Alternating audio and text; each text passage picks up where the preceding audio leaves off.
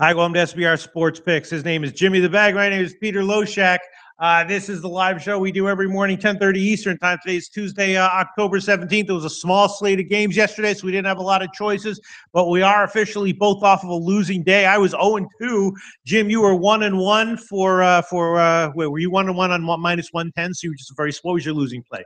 Your losing play was the, it was the NFL game. Yeah. Oh, so just like a tenth of a unit. It's still a losing day, though. Overall, not very good. Is this the first time we're combined off a losing day? This is the first time, Is it? yeah. All right, well, that's something to be proud of, I guess. It still doesn't feel that good, though. No, it was very disappointing. The Derrick Henry 75-yard run cost me a 2-0 day. Those things happen, and we will halt that. Yeah, really nice call on the first 5 innings over, though. Donnie Rightside was on that one. So nice job there. That was an embarrassing game for you. I guess for me, I don't know. I like the over at 5.5. It was 2-2 after the second period. So you got to figure if you 2-2 after the second period, you got the over at 5.5 at about even money. You probably had a good bet, right? I don't know. What the fuck do I know? Anyway, all right. So we got a big day today, right? First of all, we got we got the NHL card, 11 games on the overnight lines. Of course, we got 2 MLB playoff games. I'm going to be hooking up with some more college football plays. I don't know if they're a positive EV, but of course, so far, I've been having a great college football season. And of course, we have the start of the NBA season, the first 2 NBA games of the NBA season. Definitely some interesting matchups in the NBA and some lines. So, Jim, how you feeling good about the card in general? Are you seeing anything on the NHL that you're liking? And are you seeing anything in the 2 NBA games that you're liking as well? Yes, I like too much. You like too much? That's okay, though. If you really like it. I do. I've tried to cut it down. No. I mean, if you generally like picks, give 15 of them. I do. You know what I mean? I'm not comfortable with. I'm not up enough right now I'm going to pick 6 hockey games, and if it goes south on me, I'm all of a sudden negative units, and so I'm trying to be very careful, but there's a lot that I like in NHL. Yeah. There's one game I like in basketball. I like a baseball game. I have tons of picks today. Yeah, I mean, look, last week in college football, I gave like 21 picks, and what happened? I have 14-5. Great week, and I could have given 5 or 6 more, and now I have a huge record that I can brag about. So but you're right. It's just, especially when you're giving picks publicly, the negative of having a big negative record is way worse than the positive of having a big positive record. You're right. Yeah, it always hurts more to lose than it feels good to win. Yeah, and that's a real problem in gambling. And if that is too big of an extreme, then it's just not an enjoyable profession. Absolutely. All right. So I guess let's start with NBA. You ready to start with NBA? Absolutely. All right. Let's start with NBA because people are already talking about it. All the comments here, and of course, they're talking about how LBJ is nicked up. Missed a bunch of the preseason games. Not sure. I haven't. Last I checked, it's still questionable. Excuse me, whether he's going to start or not. But let's talk about that one. Boston and Cleveland. The line is 4 across the board, except DSI is showing 3 here. I don't know if that's a stale line here on SBR odds, but DSI is showing 3. It's 4 across the board. And of course, a huge game here. LBJ nicked up. Kyrie Irving returns to Cleveland. He's got to be motivated. Boston's got to be motivated to get him at least a very competitive game here. Why would we not take Boston plus the points here? Well, J.R. Smith has guaranteed that LeBron will be in the lineup. J.R. Smith also said to ESPN about the Celtics, quote, unquote, I don't really pose them as a big threat to us. That is both a lie and terrible English. I wouldn't want to be this guy's wife or his high school English teacher. They do pose a big threat, a very big threat. Kyrie Irving is a huge difference maker. Then they signed Hayward to a $128 million contract. Now, to get them, they have to get rid of their best wing defender in Jay Crowder, their best on-the-ball defender in Avery Bradley. They did get Marcus Morris back, and he is hurt, so he's not going to be playing tonight. I love Jaylen Brown. Him and Tatum together are going to be monsters. But it's the first game of the season, and we all know what the fuck's gonna, who knows what's gonna happen out there? Well, you could say that about any NBA game at any point in this regular season or the postseason. Who knows what the hell's gonna happen out there? I don't know. I like the Dwayne Wade and Derrick Rose pickups. I think they're going to slow the game down. I think Wade is very good at slowing the game down. I think Chris Paul will do that in the late game tonight. He'll try and slow the game down. I'm very interested to see Kevin Love at the 5. There are so many new pieces. There is so much pressure that I expect a sloppy game, and I'm going to take the under as an official pick. I think the pressure, the sloppiness, also in saying the sloppiness and pressure, I have never been so excited about an NBA season in my entire life. Really? Ever. These two games starting us off, it's like Christmas morning. You mean from a gambling perspective, you feel like you have a good read on this season? You're expecting a profitable season? Because I had my first good season last year. It was my 3rd year of betting NBA every single day. It chewed me up and spat me out the first 2 years. And I felt like I had a better read and understanding when games would go over and when games would be more defensive. And I had a really nice read on certain teams. Yes. That's the key to NBA, I find.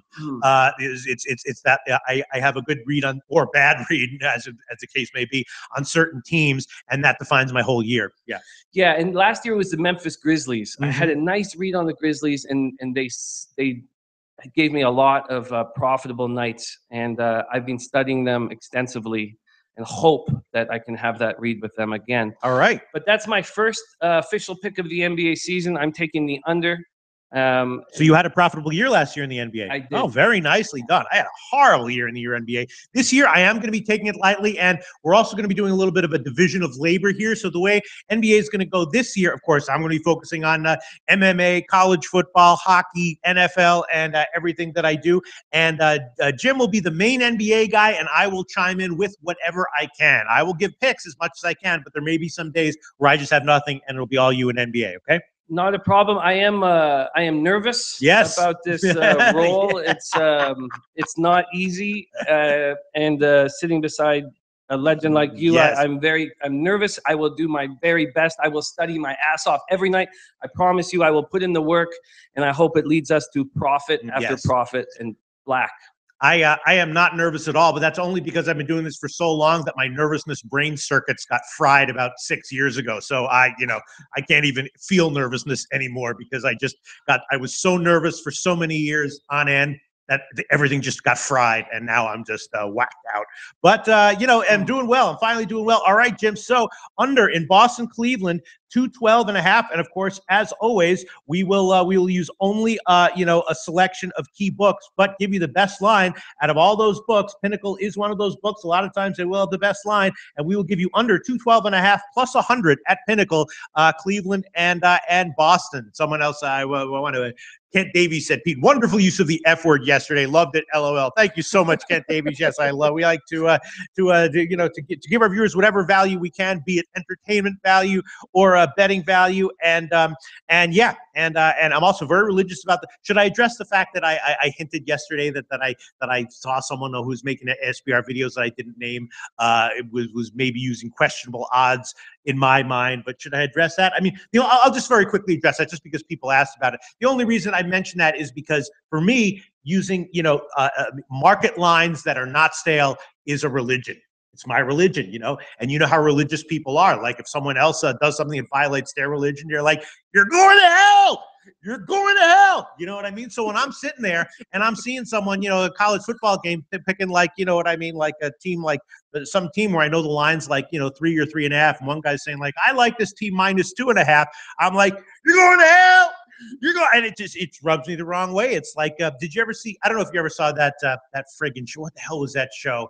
Was it like Wife Swap or Family Swap, where people would swap their houses, and there was a famous Christian woman who got swapped, and remember that woman? I've heard of the show. Yeah, it was really fun. Anyways, there's a lot of funny clips of her. People who she had, the family who came to live with her were like, she thought they were like heretics or pagans or whatever. And there's all these video clips of her going, they're not a Christian. You don't know that? You know that woman? Funny thing about me is I have not watched fiction in over 2 years. Right. Not a single TV This show. was like or a 10 single years ago, movie. Yeah, 15 years ago. I don't watch anyway, anything. so I did want to address that because there was some discussion about it in the office. Sorry to put it in the middle of the NBA segment, but yeah, it's just that that I'm very sensitive to that, and I'm very proud about the fact that, like in the NBA, we will always be using market numbers, legit market numbers, absolutely up to date, which is why I turn my internet off, and anyone can audit them. We mentioned the book that they come from, and it's always a line that was available at 10:30 Eastern time. When we change it to at 10 Eastern time, it'll be the line at 10 Eastern time. So it's completely transparent, completely auditable. The book is named, the time is named, the odds are named, and if there's a mistake, anyone can call us out easily. No bullshit, right? Man, I respect it. I have so much respect for it. The transparency, the accountability. It's hard to find in this business. And that's why it's extremely meaningful that you're getting under 212.5 plus 100 at Pinnacle. That is an up-to-date line and a market line. All right, so sorry to go off on that tangent. Hope that didn't annoy you guys. All right, so yeah, I'm gonna pass. I think I'm gonna pass on both games. So that you're not gonna name a name. You're just gonna say that it existed. Oh no, I'm not gonna. Yeah, because I'm not sure about because I just saw that because I watched the video and I was like, those are some questionable lines. And I went back and I checked the line histories and I was like, well, when did this guy make this video? And I was like, well, maybe if he took that line from there and that line from there, and you know what I mean. And also, I mean, this should be a separate segment that we do, but we don't use 5 dimes lines. We don't use Bodog lines. Not that they're bad books, but because they have intentionally off-market lines, we use market lines beyond reproach. All right, so I'm going to pass on Boston Cleveland. I'm going to pass on the second game as well, but it's Houston Golden State. Obviously, 2 extremely high-powered offenses, but last year they were not particularly explosively high scoring when they met up. They played a bunch of games against each other that were very modest scoring. This total has gotten bet down to about 229 now. You think that Chris Paul's going to slow it down, so maybe you're leaning under on this one as well? Well, it's funny. We were talking yesterday, and Zach Jones here at SBR was talking about how Chris Paul was not taking his 15-foot jumper and 12-foot jumper. He completely fallen into what the Rockets do in the high-paced three-point shooting. I was hoping that he wouldn't do that. I was hoping that he would dictate the pace, and supposedly that's not what he was doing in the preseason. I am so thankful that I don't need to see Chris Paul on that Clippers team ever again. They were like the stepson who wouldn't listen to you, right? Who always fucked up. And when you called them on it, they would say, "You're not my father." They were not accountable for anything. And they were, and so many times last year when they were at home, I would take them on the spread. They'd be up 25, 30 points. They'd empty the bench late in the third quarter, and the road team would cover. And they drove me fucking crazy. They never showed up. They didn't show up enough on the road. But let's get to the Rockets. This is very exciting. PJ Tucker is my favorite player in the NBA, and I just wish the Raptors kept him. He can guard LeBron a bit, enough. And Mbah Moute might be able to slow down Durant a tiny bit. In 2 games against the Rockets last year, Durant went off for 71 points. I expect him to go off again tonight. But Andre Iguodala is questionable. If he wasn't questionable, I might take a stab at the under. But I just need to watch these teams play and learn. It's a very tough. I'm curious to see what you guys think. So David H there says he likes Houston, Golden State in the under. DP13, perfect example of players having to gel as Warriors at the beginning of the year last year. Same will happen this year with the super teams, except Warriors are second year together. And that is true. And that's why I think the first game is going to be sloppy. So that is a good point. I mean, the Warriors are a super team that's gelled. So they may come out and beat up these Rockets, but you're getting a nice number on the Rockets. 9.5. Is it still at 9.5? I think it was 9. I was thinking, now tell me, why don't you like the over? Because I was thinking in a game like this, the over would obviously be a play that you'd want to consider. Last year, Golden State did start out with their season with a bunch of super high scoring games, even against the Spurs. The first game went, I think, hit 230. Rockets, of course, love to play a high scoring game. So of the 2 games, I was thinking that the best play might be just a shot with the over. Why would you disagree with that one? And I'll look for comments. Anyone commenting on why they would like or not like the over in the Houston game. Jim, what's your take on that? There is the only reason why I thought that the under would be a possibility was all about Chris Paul. he can dictate pace better than anybody else on the court. I was hoping that he would do that, and people shot that down in the office yesterday, saying that he has not been doing that. He's just completely fallen into what Harden wants to do. Right. But I agree, that is the move. If there was a move, it would be to take the over, especially with Iguodala questionable. Yeah. Justin Searcy saying, can the Rockets score like that? Sure, when they're on. I mean, if their threes aren't falling, obviously, if they're hitting 20% from three, then no. But they take a high pace, take a ton of threes, and if a decent amount of them are going in, of course they can. So yeah, I was thinking about the over.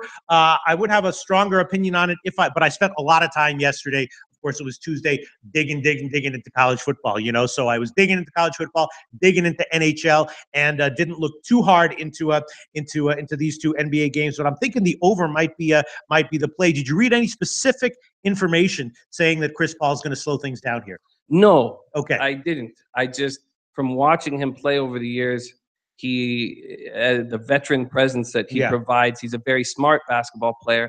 And at times you want to speed up the game, but at times against the Warriors, you need to slow it down. Of course. Because they get so horrifyingly hot. Right. That you have to stop the pace. And then that's why they got Mbah Moute, and that's why they got PJ Tucker to slow the game down. A lot of great comments here. Justin Searcy saying, Paul can't run, has not played in a fast-paced offense ever. And then Jensen Bonzone, great comment there.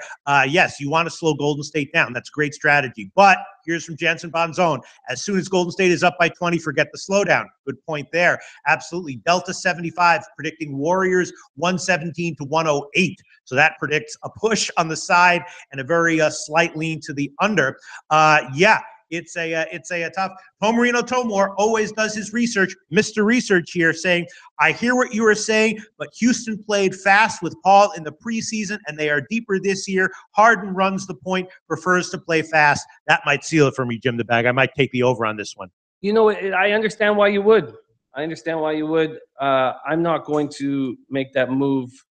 I'm going to watch and learn, but I understand why you would make that move. I think I'm going to do it. Let me see. Tomarino Tomor, I think Houston added Tucker and Moute for defense. Not sure they want to slow the game down. They played fast in preseason. Tomarino Tomor making excellent. See, this is why all these comments are very important for us to read and consider. Tomarino Tomor is making excellent comments here that are pushing me on the over, and I think I will. Should I take the first half or the full game? I kind of like them both equally. My man, Retro Star, yes, loves over at the half. Yeah, and I can understand why. Because if the Warriors go up by 25 points, they are going to slow the game down. Yes. And Michael Maeda saying, how about the Houston team total over? That's looking tempting as well. That would be about, what would that be? It's 229. So that would be about 110 or so. Yeah. I don't know about that, actually, because if Houston does get cold from three. All right, so you're going to play. Let's wrap up this NBA segment, although it's pretty important. Justin Searcy saying, I would play the spread. Al Hard saying, bullshit, Pete. Al Hard saying, it goes under. Wow. All right, Al Hard, why do you like it? Irie O-Stars, well, what's so fun? Al Hard. Yeah. Al Hard. I mean, Tomarino Tomor making good insights and obviously research influenced insights. Al Hard, man of few words, strong opinions. Bullshit.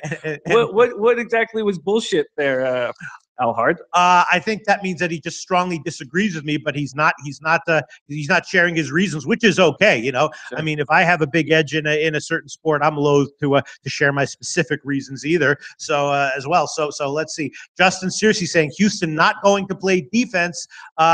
Irie Trostar saying they put the bench in if they're up by 20, so over at the half is a good play. Kent Davey saying give him the F word. Wow. Perfect rotation saying chill out, Al. Michael Maeda saying Al Hard, don't hold back. Tell him how you really feel. LOL. Perfect rotation saying holy shit, dude. Brian Niamiatasha says, what's the over at the half? The total is 119. at the half, which is, you know, a high total, obviously, but not super high. We've seen Golden State come out and have a first quarter that's in the 70s, you know, and then you have a second quarter that's, you know, 55. All right. So, yeah, Ace Farmer saying best way to bet NBA is don't bet it at all. That certainly applies to me. Doesn't necessarily apply to many people. There are people who kill the NBA, and one day I hope to be one of those people. I have never been one of those people in my life, except weirdly for my very, very first year of betting, you know, 15 years ago or whatever it was. I killed the NBA totals in that year, and I think it was just because I had a great read on a few teams like the Spurs. But yeah, I'm going to take the NBA lightly this year, and when I do bet the NBA, my unit size is a token. It's not like a serious bet like my other sports. But you know what? I'm going to lay off on this one. I'm just going to lay off. I definitely feel like the over is the way to go. But my track record in the NBA is so horrifically bad that I'm going to be very, very careful this year. And but when Steph Curry starts hitting, those threes just go in and in and in. Now, you know what? I am going to take the over. I'm going to make an official pick. First half over 119 minus 106. I'll throw that one on there. I like it. First half over 119 minus 106, and the full game over at 229 is probably also a decent bet as well. But I'm going to take first half over 119 minus 106 as an official pick. And Jim the Bag is on the under 212.5 plus 100 in the Boston-Cleveland game. Neither of us are touching the sides. Yeah, the Houston, the spread is still 9.5. It's 9 at DSI, 9.5 at a bunch of places, and I'm going to pass on that one. All right, so that's it. That's it. We've covered the both NBA games. Can we move on? Let's move on. All right, so let's move on. I guess now let's move on to the NHL, okay? Big slate of games, obviously 11 games, only 8 of them had overnight lines, 3 of them did not. So I did not look at any of the games that did not have overnight lines, but of the games that did have overnight lines, there are quite a few games that I was liking. Let me just pull up my Jesus, my computer is so slow. I'm going to switch to my my fast computer in a second. I just have to pull up. Save. I'm pull out my NBA, my NHL notes here. All right, let me just start with one that I know I'm liking and see if you agree with it. Let's start with Columbus, Winnipeg. Right, Columbus, obviously a team with a lot of life to them. They can get an early lead and run away with it with a game. They can get down and then come back. Winnipeg has some injuries and they're starting Mason, aren't they? They are starting Mason. So, you know, obviously Mason's going to have some good games this year. He's not going to be a sieve like he was the first 2 games every game. But still, at the current line, just minus 105, why would you not like Columbus here? I like Columbus here. Matthew Perreault and Dmitry Kulikov are hurt, but that's not the problem. The problem is Steve Mason. $8.2 million for 2 years. That's a very expensive backup. The Jackets are 4-1 and haven't really played that well. They're going to be a very good team.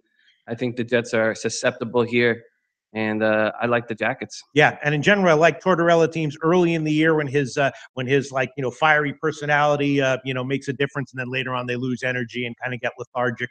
So I would look for Columbus maybe to have a slump in the middle of the season. But yeah, I like Columbus here. So how are you going to bet this one? Are you going to make this one an official pick? I'm going to make this one an official pick. I'm going to take the money line. Okay. And I would take the -1 line, except officially they're the dogs, so there's only +1.5. So I guess I'll just take the money line with you. Columbus -105 is the best line at Pinnacle right now. Columbus -105. Jim the Bag and I are both going to be on that one. And let me just check, see what my other notes were there to make sure I'm not missing another play that I wanted to take on that one. While I'm organizing my notes here, Jim, why don't you pick another hockey game that you like with a pick today? Sure. The Avalanche at Predators. Semyon Varlamov has a .944 save percentage, but mark my words, the Avalanche are going to start losing. Their defense of Zadorov, Johnson, Lindholm, Barry, Barbero, Bigras is not good. Simply not good enough. The Preds are ready to roll. They're getting Roman Josi back. And I think that Forsberg, Johansson, Arvidsson might turn out to be the best line in the NHL. They're big and fast. I'm going to take the Predators at -1.5. And I'm confident in this action. See, I was looking at that one, and I was thinking that that the under might be a good bet, as you said. Varlamov good, but the Avalanche are starting to have trouble scoring again, and that the total is just sort of standard 5.5, not even juiced either which way. Last time I checked, I did bet that one at 5.5 minus 108. I think I got it. You don't like the under in that one, or do you think that one might be a little bit of a trappy thing to bet? No, I think I think the under is a spot. Varlamov is playing very well, Yeah. and I agree. I don't think that the Avalanche are going to continue to score. The problem is the Predators could dominate this game, but if they do, it could be a 3-0 situation where they just shut it down defensively. So I could understand why you want to do this. I find. I still don't. We think there's going to be more offense in the NHL. We think it's a very fast game right now, but I can have a lot of confidence in the Predators at home beating up on the Caps. Yeah. Or the All right. Just because I'm doing well in hockey this year and I feel like I have a good feel on most of these teams, I will take the under there 5.5. It's just minus 105. It's a perfect example. This was minus 130. No way I would take it, but at minus 105, I'll take it. Nashville, Colorado, under 5.5, minus 105. That's an official pick. And you're taking Colorado on the puck line. Yes. Okay. No, I'm sorry, Nashville. Nashville on the Nashville puck line, on the puck line. Best line we can give you. Shopping here would be plus 174 at Pinnacle. Plus 174 at Pinnacle. I love it. Okay, sounds good. Now let's move on. Let's see. Let's get to well, let me just here. Hold on one second. Let's just go down. Let's check the first game here. Let's talk about the Rangers and Pittsburgh. The Rangers are a team. Very interestingly, they've been fading late in their games. They're 2-2-2 in their first periods, 1-4-1 in their third periods. And Pitt is actually a team that has done well in their third periods. They're just 3-3 in their first periods, 3-1-2 in their third period. So a lot of books do offer third period lines. So maybe the Penguins on the third period is kind of a no-brainer, sneaky, getting a little bit cute, but maybe play with value. What do you think? That's an interesting call that I never thought. I didn't know those stats either. The Penguins always seem to get better as the game goes on. Although Malkin and Kessel have never looked good together and probably should be separated. I was heavily against the Rangers to start the year. I did not understand trading Stepan. And if you're going to trade Stepan, then why do you get a 7th overall pick? And if you're going to get a 7th overall pick, then why sign Shattenkirk for $6.6 million over 4 years? The moves just did not make any sense to me. They're 1-5 to start the year. I don't believe they'll make the playoffs. Penguins have won 10 out of their last 14 in New York, and have looked very good since winning or losing their first 2 games.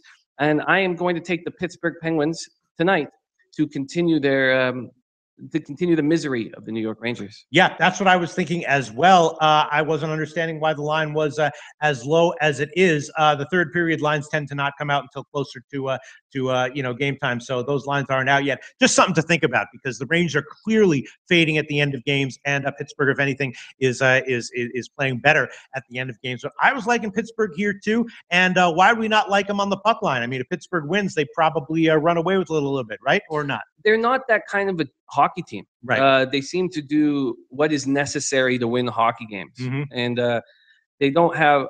I don't see them running up the score very much this year. They're just they're a very professional squad, and I like puck line on some other games today, but on this one I would just take it outright, because I could see this being a close game. Right.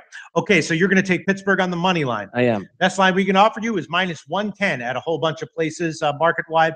And I will go with Pittsburgh as well. But you know what? I will take a shot with them on the puck line. What the hell? If they win by 1, it'll just be a push. That'll be okay. The money line part of that is minus 110, and the puck line part of that plus 256. So I'll take Pittsburgh minus 1 on that one. Now let's move on to Let's move on to Philly and Florida. Another very interesting game. Obviously, Florida. Hold on. Shit, I'm not. All right. Okay.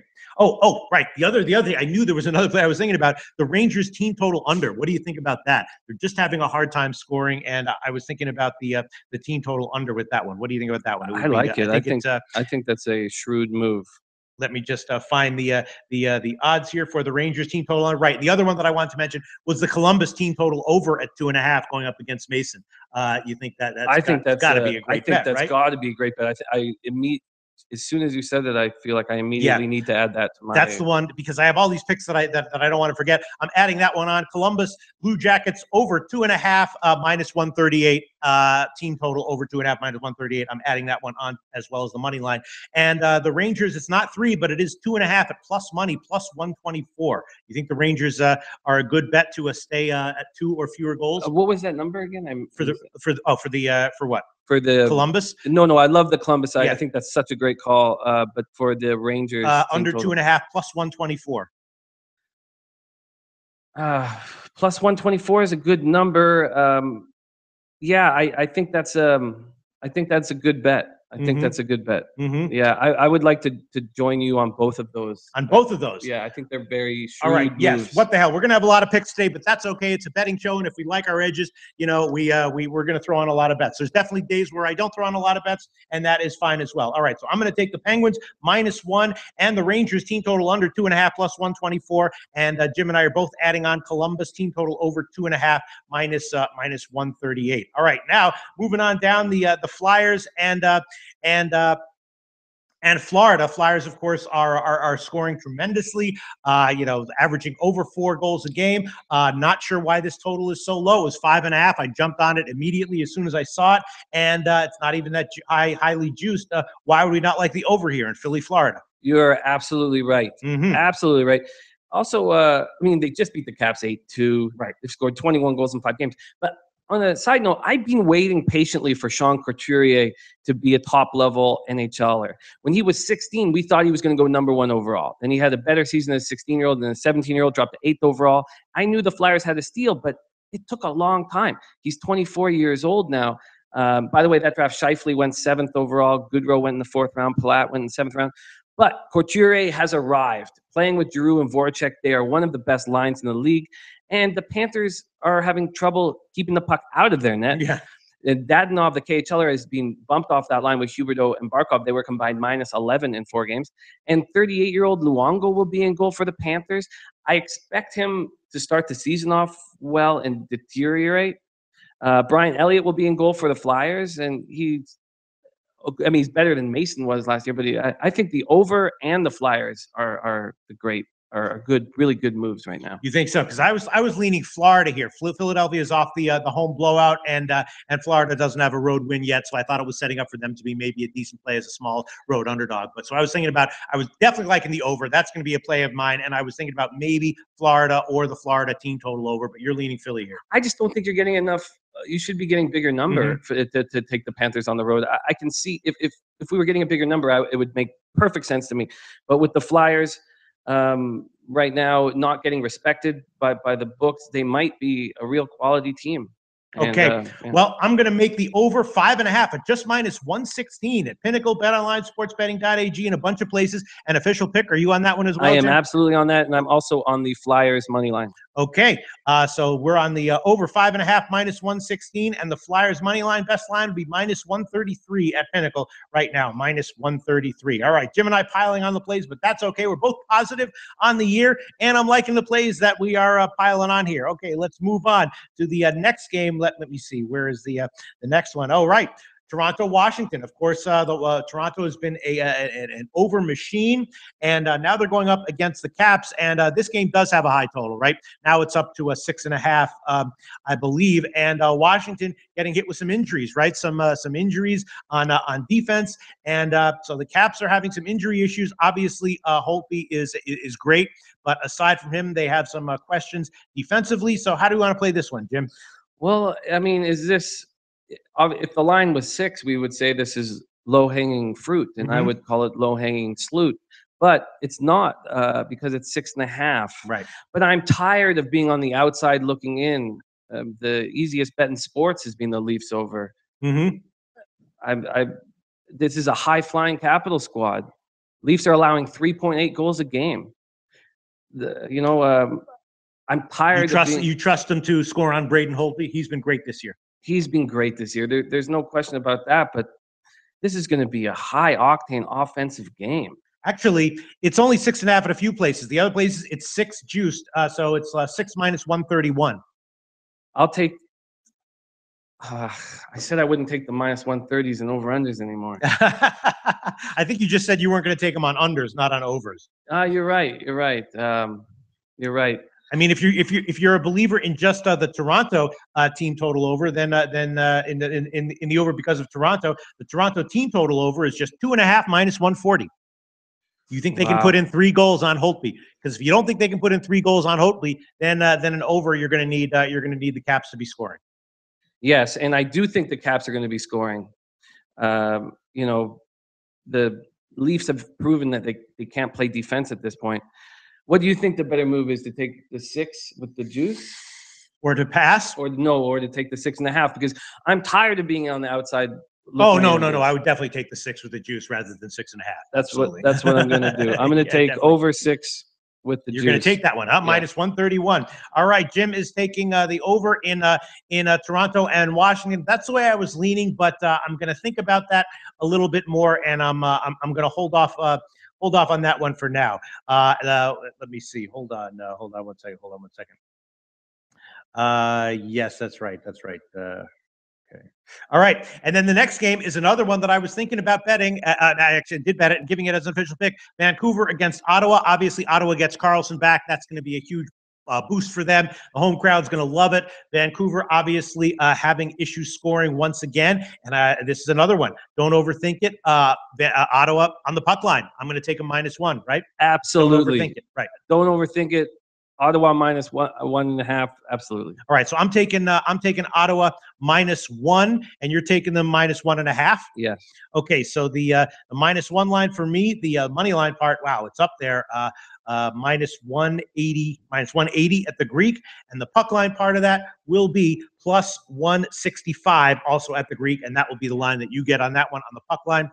Jim and I both on Ottawa on the puck lines. I of course take -1s. Jim takes 1.5s, and let me see, what was my other one that I was liking? Yeah, nothing else on that one. What is the difference in what are you getting at the -1? Oh, so I'll be getting it at about I'll be getting it at like minus 105 or something like that, -110. Usually I'll be getting plus numbers, but since the money line there is so high, it's but then again, if they lose the game outright, then I just lose like 1.1 unit, and you'll be losing 1. Oh no, you'll be just using 1 as well. Yeah. That's right. But if they win it by 1, I get a push and I'm fine, and you lose a unit, right? Yeah. So it probably all works out evenly in the end in the wash, but it's just what I like to do for various psychological reasons and also reasons of volatility. All right, moving right along, Carolina and Edmonton.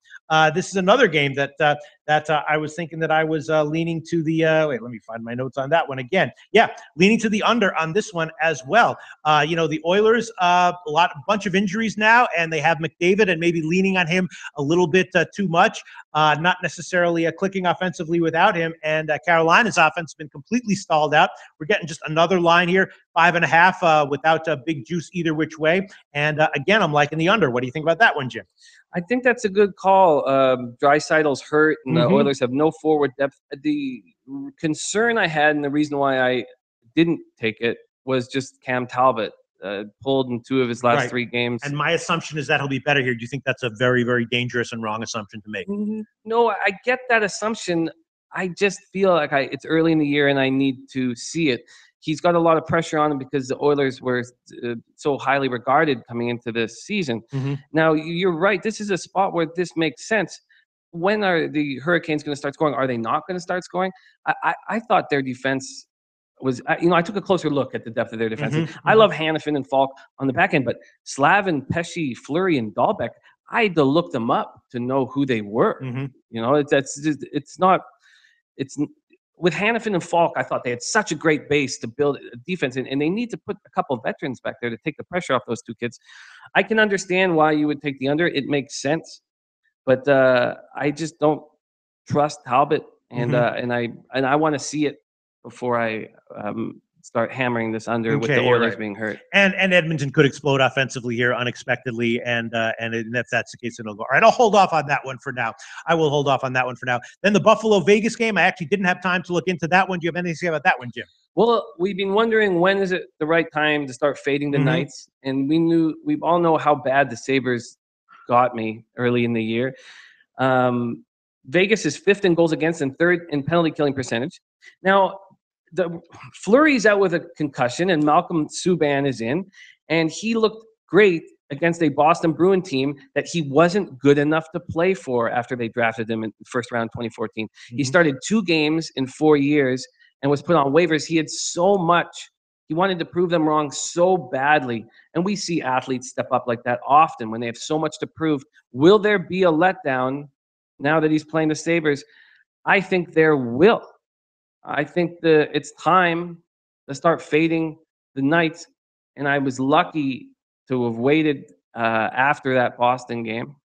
And I know that the Sabres have got me so badly, but I hope they can get some momentum after their victory over the Ducks. And I'm going to take the Sabres to win tonight and Malcolm to get touched. So I'm going to take both the Sabres and the Sabres over team total.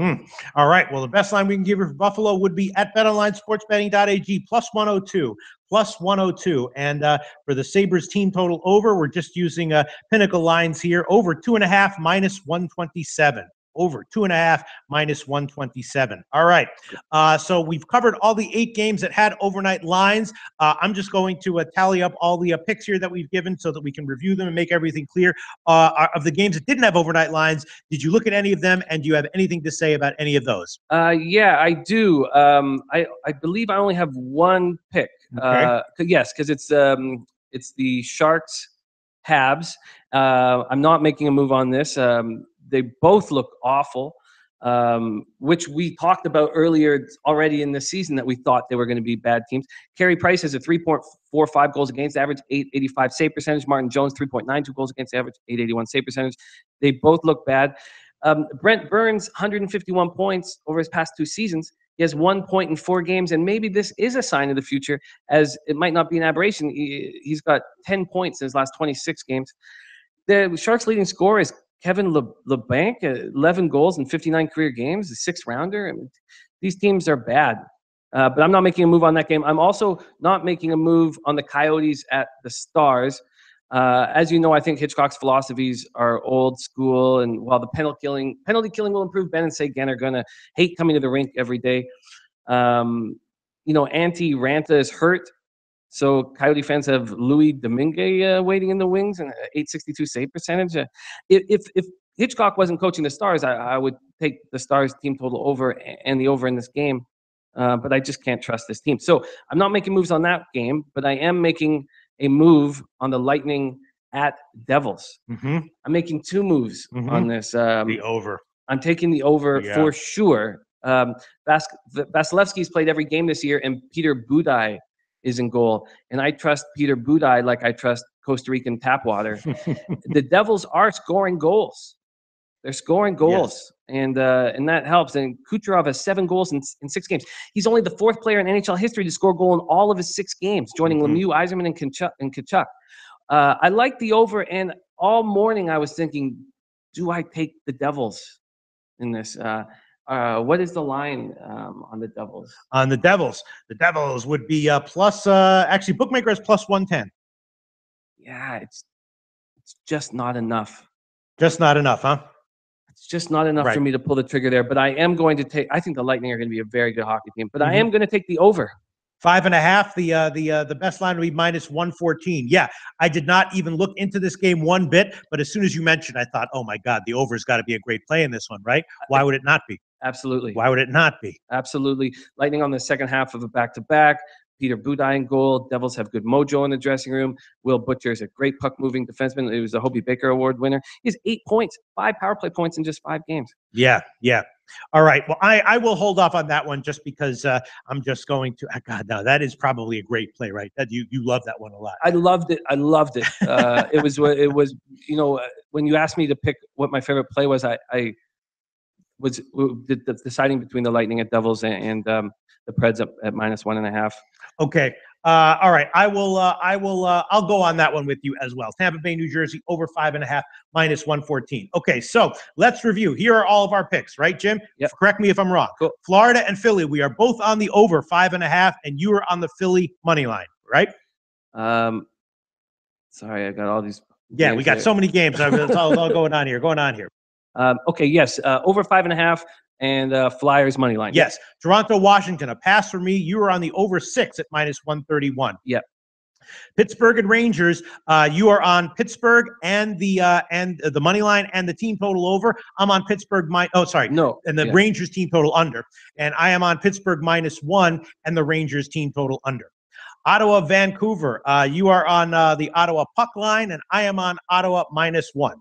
Yep. Tampa Bay, New Jersey, we are both on the over 5.5, -114. Colorado, Nashville, I'm on the under, and you are on Nashville puck line. Yep. Columbus and Winnipeg, we are both on the Columbus money line, and we are both on the Columbus team total over, right?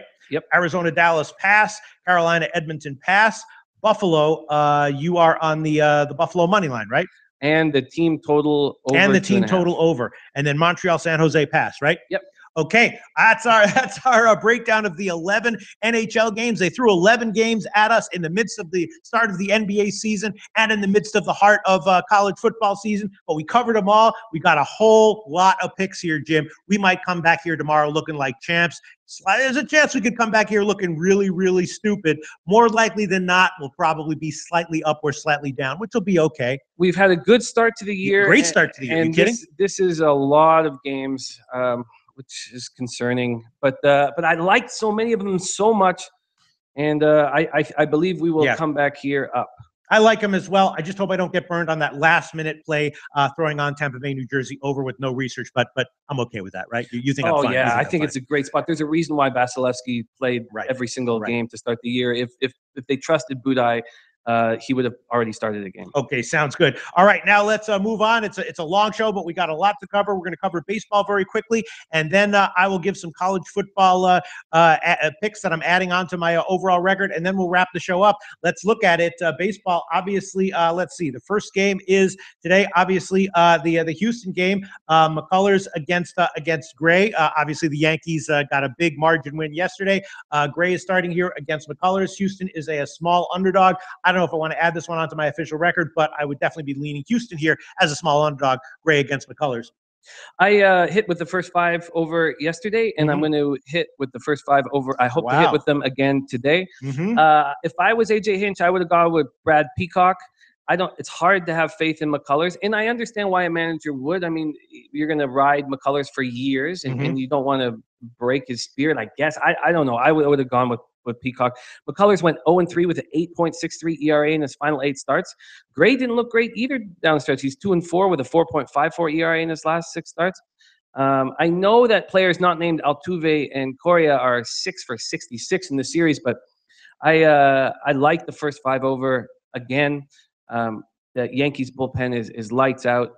And I think in the battle of teams' number 4 starters, I mean, imagine the depth that you have if you have Sonny Gray as your 4th starter. I mean, the Yankees have done a very good job building this baseball team.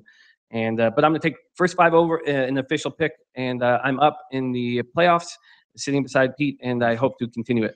Very, very nice. All right, the first 5 innings, I believe it is. Sometimes SBR's feed with the Pinnacle first 5 inning lines are a little bit off. Pinnacle showing here 4.5 -109. If not, then you will have to take the Intertops line, or no, actually UWager has 4.5 -125. All right, so that's what we'll give you.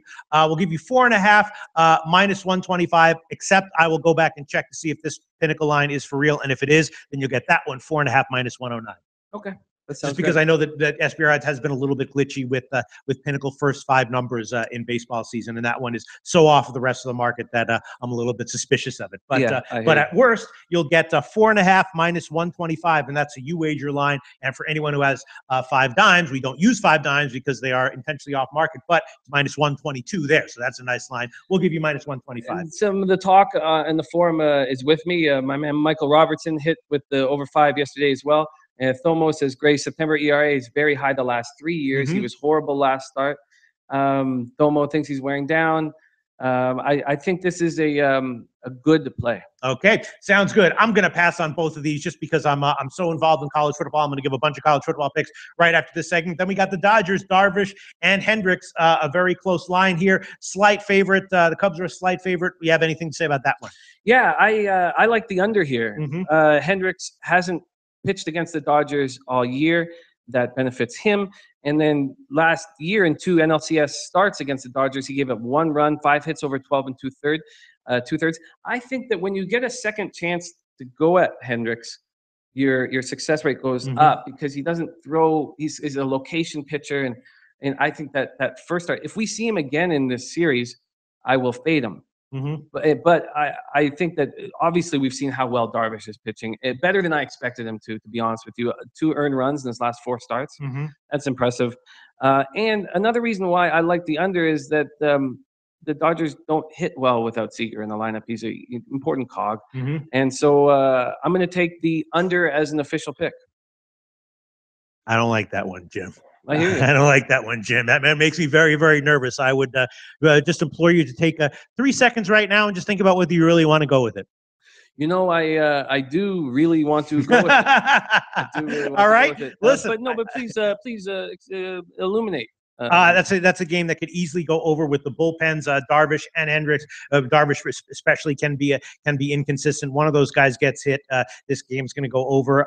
It makes me nervous, Jim. But I listen out. I know, and you're a legend. But these offenses are ice cold. Okay. And I like Hendricks after getting touched last start. I think he's going to have a bounce back start. Darvish seems to love big pressure moments. Delta doesn't like it either. Jesus doesn't like it either. And these guys are legend also, And Michael Robertson likes the under, but he's actually not a legend. So you got 3 legends liking the over and a non-legend agree. No, I'm kidding around. Michael Robertson's a legend too. They're all legends, but I don't know, man. I don't like it. If you want to take it, go ahead. It is a split line. It's 8 or 8.5, and the best line on the under would be at Bookmaker 8.5 minus 115. I like it, and I'm going to take it. Okay. And, I'm going to take it with confidence. All right, under 8.5 minus 115. So I'm going to pass on both these just because I haven't had enough time to look into them deeply. And Jim, the bag is taking the under in Dodgers Chicago and the first 5 innings over in Houston and the Yankees. All right, that wraps up the baseball segment of the show. Now let's get into college football, where of course I'll say it once again, my overall record in my official picks for free in these shows on the year in college football: 60-39. That's 61%. Average line of minus 109 up. That's positive 17.5 units ROI of almost 16%, positive 16%. So that's a great record right there. So far this this week, I have thrown on a bunch of picks that are all kind of iffy, but I like them all. And again, I'm trusting my instincts now, so I'm giving them all. Yesterday, I gave 5: Rutgers +8, Bowling Green +13.5, Illinois +14.5, Kent State +20, and Ole Miss +7. And there's a few totals that I think I'm going to add here. Let me just pull up the college football odds here. Okay. As I prepare to give my picks. All right. The first pick that I think I'm going to give is the under in Maryland, Wisconsin. I like the under in the Wisconsin game last week, and I'm liking it for the same reasons here. It's 50. It's all over the place, all the way from 51 to 52.5. Heritage still hanging 52.5. That's the line that I bet it at, and I got it. So I'll give the under in. Or actually, do you have the internet right there? Yeah. Can you check Heritage? Do you have Heritage? You have can you just go to Heritage to make sure that, because I don't want to give a stale number, and I want to make sure that this line is really here. Just can you check the college football line and make sure that because I don't know if that's just SBR odds being wonky, but no, I think that's a right number. So I'm going to give the under in Maryland, Wisconsin, under 52.5 minus 110. That's a line at Heritage, and I will check after this show. If that line is off, then I will take 51, which is what everyone else seems to have at the Greek and Pinnacle, and I will give that one. Maryland, Wisconsin on the under is one bet that I definitely made at 52.5, and I will add that one on to my list of official picks. Let's see, what else am I going to do? I'm going to give here. tomorrow. One pick that just seems a little bit too obvious once again is the Texas Tech over. Texas Tech going against Iowa State. It's 69.5 right now. Obviously, Texas Tech's last game against West Virginia went soaring over. We know that Iowa State has offensive weapons to put up some points on their own. And I'm not exactly sure why this line is where it is. I'm going to hold off on giving it as a pick for now, but it's definitely a lean, the over in Iowa State, Texas Tech. But I'm going to hold off on giving that one as a pick for now. Let me see. What are some of the other totals that I was liking here? Some of the other totals.